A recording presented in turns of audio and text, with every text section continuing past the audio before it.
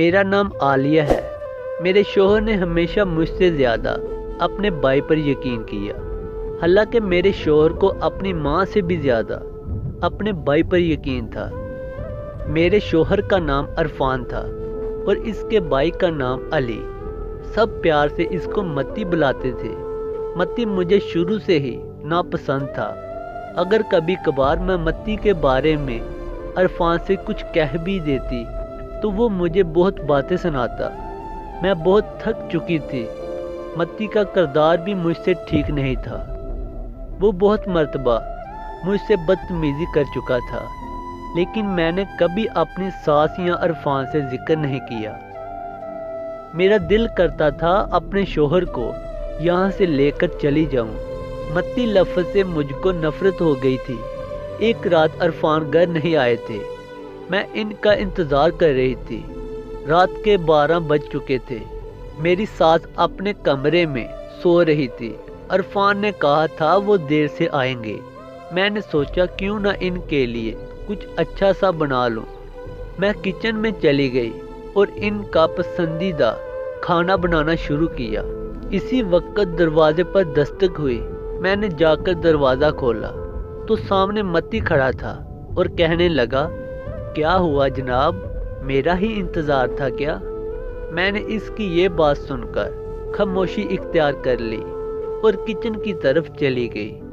वो भी मेरे पीछे किचन की तरफ आ गया। इसने किचन का दरवाज़ा बंद कर दिया।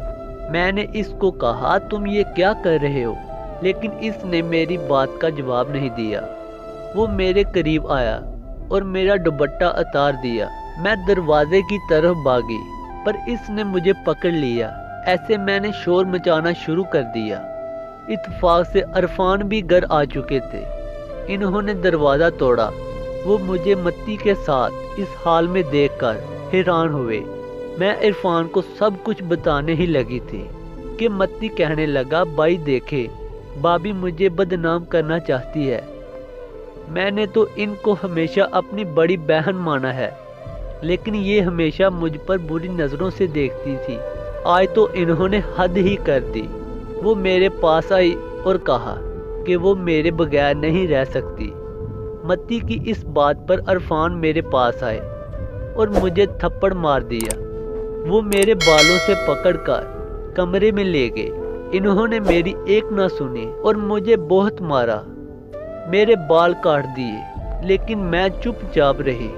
अरफान ने मुझे घर से तो नहीं निकाला, लेकिन अपने कमरे, अपने दिल और अपनी ज़िंदगी से निकाल दिया था। मैं भी तलाक लेना चाहती थी, लेकिन मैं चाहती थी इस वक्त तक यहाँ से ना जाऊँ, जब तक मत्ती की सच्चाई सबको ना बता दूँ। मुझ पर लगा इल्ज़ाम तो मत्ती ने सच कर दिया था, लेकिन कब तक वो अरफान के साथ धोखा करता रहेगा? मैंने मत्ती के खिलाफ सबूत इकट्ठे करना शुरू कर दिए।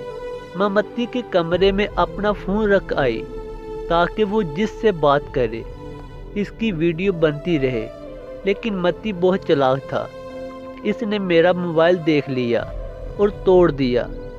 अब तो मैं किसी से बात भी नहीं कर सकती थी। वैसे तो हर रात मैं न सोती।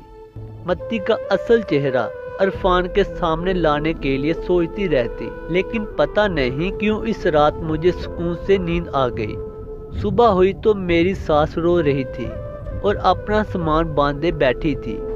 मेरे पूछने पर इसने कोई जवाब न दिया और मेरे सामने हाथ बांध लिए। मुझे समझ नहीं आ रहा था कि क्या हुआ है। मैं अरफान के कमरे में गई तो अरफान भी रो रहा था। मैंने इससे पूछा कि क्या हुआ, तो इसने बताया कि मत्ती घर बेचकर सारी जमा पूंजी ले गया है। अरफान ने मुझसे माफ़ी मांगी, लेकिन मैंने कहा मुझे माफ़ी नहीं, तलाक चाहिए। तो अरफान ने मुझे तलाक दे दी।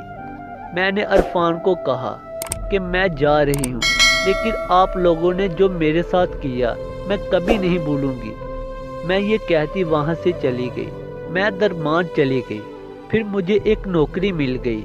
मैंने किराए पर घर लिया और अपनी ज़िंदगी हंसी खुशी गुजारने लगी। दोस्तों, एतबार करना अच्छी बात है, पर इतना भी नहीं करना चाहिए कि जिस तरह अरफान ने किया था इस कहानी में अपने भाई पर। दोस्तों, अगर कहानी अच्छी लगी हो تو اسے زیادہ سے زیادہ شیئر کریں اور ہمارے چینل کو سبسکرائب کریں تاکہ آپ کو نئی اپڈیٹ ملتی رہے۔